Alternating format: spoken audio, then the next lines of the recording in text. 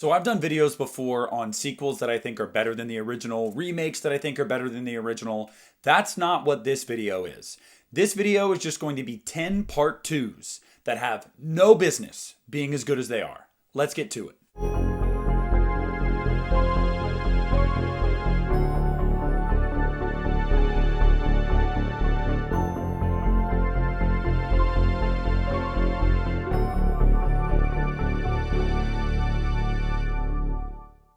Hey, what is up, everybody? It's Nick here from the Lost River Drive-In, and today I want to go over 10 horror sequels that have no business being as good as they are.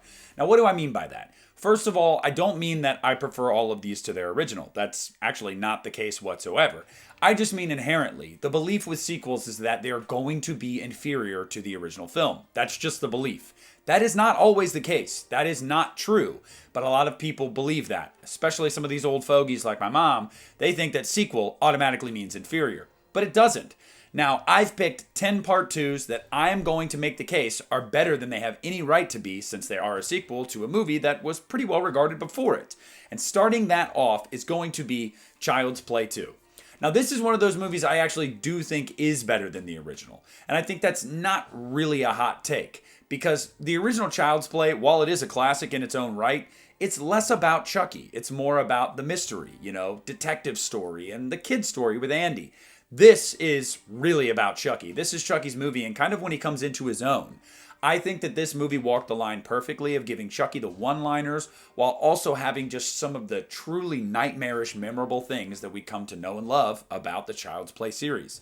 So Child's Play 2, although it is my favorite Child's Play movie, I just think as a sequel to a great movie, it's a hell of a lot better than a lot of people probably expected it to be. Next up is going to be Scream 2. Now, this is a movie that a lot of Scream fans would argue is better than the original, and I used to be one of those people. When I was a teenager, this was unequivocally my favorite Scream film. And that's not to take anything away from the original movie, because that movie is a classic, undeniably. But I always thought that Scream 2, there was just something about it that I just gravitated more toward than I did with the original. Now, as years have gone on, I have settled and said, you know what, I do prefer the first one. But this is a great sequel. Not only does it do everything the first one did well, it also brings new aspects into it. Now we're at college. Now we have the red herring boyfriend, rather than the boyfriend actually being the killer.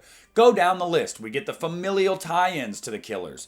I really liked a lot about Scream 2, and I think that this is a sequel that continues to age really well, especially in the age of requels, where we're getting some of these requels that are just kind of regurgitated nonsense. Scream 2 is a follow-up to a great movie that you can't argue. It's great too. Now, next up, I'm sporting the shirt, so now you guys know what I'm going to talk about, and that's Terrifier 2. And this is another movie that I think is better than the original. Now, granted, with the original was made on a $30,000 budget. It was super low budget, flew under the radar. All it really was just this allure for Art the Clown, this character that people wanted to see in his own movie. And Terrifier, for what it is good, but it lacks what this movie does so well. There's almost no character development. It's pretty short. There's not a lot of meat on the bone there. It's really just practical effects gore, which is great, but Terrifier 2 gives you all of that times 12. The practical effects gore is insane in this movie, while you also have a story and characters that you can really gravitate towards, and it makes you invest in the movie. So Terrifier was a necessary stepping stone to get to Terrifier 2, and Terrifier 2 is a damn good sequel. Coming up next is going to be Phantasm II. Now, Phantasm, if you're a fan of movies like the original Halloween and Black Christmas, you'll love Phantasm. It is an old school 70s horror film. Very slow burn. There's a lot about it. While you're watching it, you don't really understand. There's questions you want answered. And even when the movie's over, there's still questions left unanswered. Phantasm 2 is a much more briskly paced, exciting movie. I would say Phantasm is probably creepier. There's probably more meat on the bone there when it comes to, suspense and story. But Phantasm 2 is just so much more fun. And it's my favorite Phantasm movie. A lot of times with these horror sequels, people would make the mistake of trying to replicate what the first movie did. Phantasm 2 understood, while the first movie is great, let's kind of up the ante here. Let's kind of go a little bit crazier. Now, it's not quite Lord of the Dead, Oblivion, or Ravager crazy, but it's a lot crazier than the original, which makes it more fun and more exciting. So Phantasm II is a damn good sequel. Next up is going to be The Strangers Prey at Night. Now let me just say, this movie was filmed in my hometown, like right outside my hometown. Cincinnati, Ohio, it's where I lived my entire life. So the first time I sat down in the theater and saw the skyline of Cincinnati, I was like, no shit. So that was cool immediately. I was immediately hooked into that. This movie is way better than it has any business being, simply just because, one, the original was 10 years before this and was just a great movie. It was revered as this home invasion classic. And two, this movie does a completely different approach. The Strangers Prey at Night, rather than being a slow burn, suspenseful home invasion thriller, takes the approach of being a straight up throwback 80s slasher. A brisk 80 some odd minute film that's full of kills and really no story whatsoever. That's what The Strangers Prey at Night is. The 80s slasher films at their best are what The Strangers Prey at Night is. It is just a super fun ride from start to finish. You don't have a ton of unnecessary exposition because you don't need it in a movie like this. To be frank, this movie was a love letter to movies like Friday the 13th, and you go and name it from the 80s. Tackle a completely different subgenre, take a decade off, and give us a movie this good, The Strangers Prey at Night will forever be in my good graces. Now we come to The Conjuring 2, which is a sequel I do find superior to the original, and I've talked about that in videos before. But just based off of this topic, a sequel that is way better than it deserves to be, The Conjuring 2 had a lot going against it. One, The Conjuring was a massive hit, both financially and critically, and with audiences, myself included. It scared the shit out of me in the theater. And two, the infield poltergeist story has a lot of controversy behind it, and a lot of people don't buy it. So you're going to be following up a massively successful movie with a sequel about a story that a lot of people are skeptical about. Not only did they deliver, I think they outdid the original. Now, I will say I think the original is scarier, but I think this is a better movie because you get more time with the family in this movie. You get more time with Ed and Lorraine Warren, and you get some story to them and their family, and I really like that. The Conjuring 2 is one of those movies that I remember being in the theater and going, I don't know how they did it. I don't know how you could take one of my favorite movies of this decade and make a better movie. But they did it. I wish they had followed that trend with The Devil Made Me Do It, but I digress. The Conjuring 2, in a sea full of paranormal demonic possession crap, is a gem. Next up is going to be quite a popular one, and that's Friday the 13th Part 2. Now, the interesting thing about Friday the 13th Part 2, and I got this perspective from my mom, who saw the first and second film in theaters in their original runs, was that it was totally different while also not being different. This movie, you wouldn't think you were getting a sequel after Friday the 13th. I mean, maybe with the teased ending there, the cliffhanger, but maybe that was just a dream. You know, Pamela Voorhees was killed. It's over and done with, right? Friday the 13th went a completely different route while also just treading the same water. Instead of it being Mrs. Voorhees, it's Jason Voorhees, the kid that we thought drowned in the lake and died. Maybe he did, maybe he didn't, but he's here whether he's alive or dead, and he's killing people now instead of Mrs. Voorhees. That was a really interesting approach, and I think honestly necessary for this to become the franchise that it did.